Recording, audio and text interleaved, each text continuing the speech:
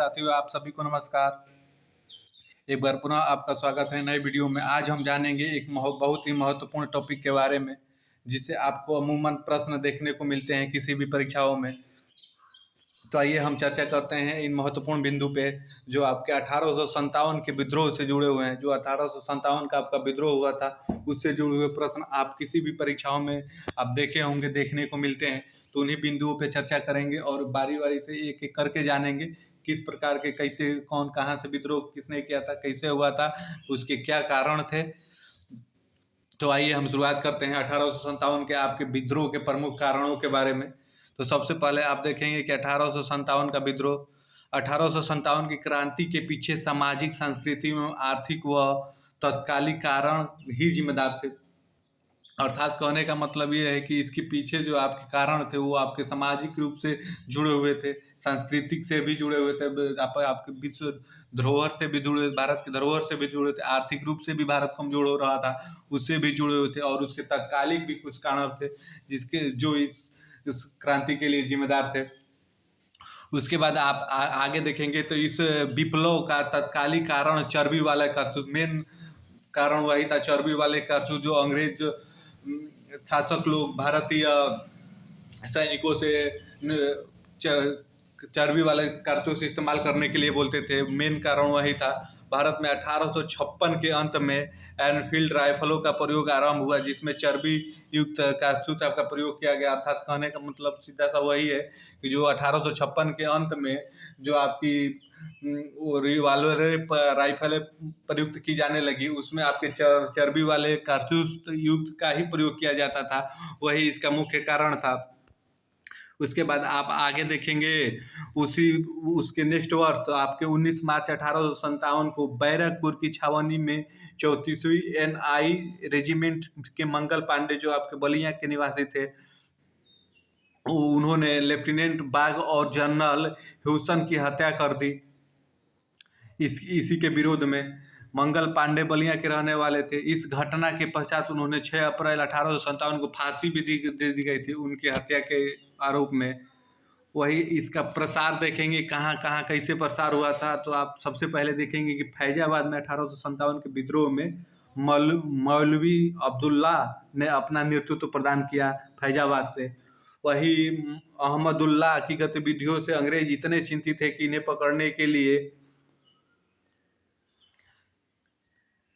50,000 रुपये का नगद इनाम घोषित कर दिया, क्योंकि वो अंग्रेजों के लिए काफ़ी सरदर्द बन चुके थे, क्योंकि उनका नेतृत्व एक बृहद रूप लेने लगा था। इसलिए अंग्रेजों ने इनके सर पे 50,000 रुपये का इनाम रख दिया कि अगर जो इन्हें पकड़ लेगा उनको हम 50,000 नगद इनाम घोषित कर देंगे। तो उसके बाद आप आगे देखेंगे तो विद्रोह 10 मई 1857 को सबसे पहले मेरठ से आपकी हुई थी। 20 NI तथा LC की पैदल टुकड़ी 11 मई को दिल्ली पहुंची तथा मुगल बादशाह बहादुर शाह जफर को अपना नेता घोषित किया। उसके आगे की कड़ी में आप देखेंगे 17 जून, उसके अगले वर्ष 17 जून 1858 में झांसी की रानी लक्ष्मीबाई ग्वालियर में अंग्रेजों के जनरल ह्यूरोज से लड़ते हुए वीर गति को भी प्राप्त हो गई, स्वतंत्रता के लिए ही। उसके बाद हीरोज के बारे में देखें। हीरोज ने रानी लक्ष्मीबाई की मृत्यु पर कहा कि भारतीय क्रांतिकारियों में यहाँ सोई हुई औरत अकेली मर्द है। उसको रानी लक्ष्मीबाई ने बहुत तंग कर दिया था, अकेले ही उससे लोहा ले लिया था। वो उनसे काफ़ी परेशान था। अंत में तो जीत उसकी हुई, लेकिन वो उनकी वीरता से एकदम स्तब्ध था। तो इसके आप आगे देखेंगे वाराणसी में आपके 19 नवंबर 1835 ईस्वी को जन्म लेने वाली रानी लक्ष्मीबाई ने सिपाहियों का नेतृत्व किया था। उसके आगे आप देखेंगे रनकामुल नामक मणिकर्णिका था। हीरोज से लड़ते हुए रानी लक्ष्मीबाई 17 जून 1858 को वीर गति को प्राप्त हुई थी। विद्रोह के मुख्य केंद्र आपके उस समय दिल्ली, झांसी, कानपुर, लखनऊ एवं आगरा हुआ करते थे। वही आपको ये बारी बारी बताते हैं 1857 के क्रांति के प्रमुख केंद्र और उसके नेतृत्वकर्ता कौन थे, कहाँ किसने नेतृत्व किया था। तो सबसे पहले देखेंगे आपके दिल्ली का नेतृत्व बहादुर शाह जफर ने किया था। उसके निकलसन और टॉटसन के विरोध में। उसके बाद कानपुर में आप देखेंगे तात्या टोपे एवं नाना साहब थे कैनवेल के विरोध में। वहीं लखनऊ के बेगम हजरत महल जनरल रोज के विरोध में की थी। वहीं झांसी से रानी लक्ष्मीबाई जनरल रोज के ही विरोध में की थी। उसके बाद आप देखेंगे ग्वालियर से तात्या टोपे कैनवेल के। उसके बाद वही नेक्स्ट आप देखेंगे तो आप जगदीशपुर कुंवर सिंह जो बिहार में पड़ता है विलियम टेलर के विरोध में किए थे। उसके बाद आप आगे देखेंगे फैजाबाद अब्दुल्ला सर रेनाल्ड के विरोध में। वही इलाहाबाद लियाकत अली कर्नल लीव के विरोध में। वही नेक्स्ट आप देखेंगे बरेली आपका पड़ता है रवान बहादुर विसेंट वायर के विरोध में। और इसके आइए कुछ प्रमुख कारणों पे चर्चा करते हैं। आपके 1857 की क्रांति 1857 की क्रांति का प्रतीक चिन्ह कमल व रोटी रखा गया था।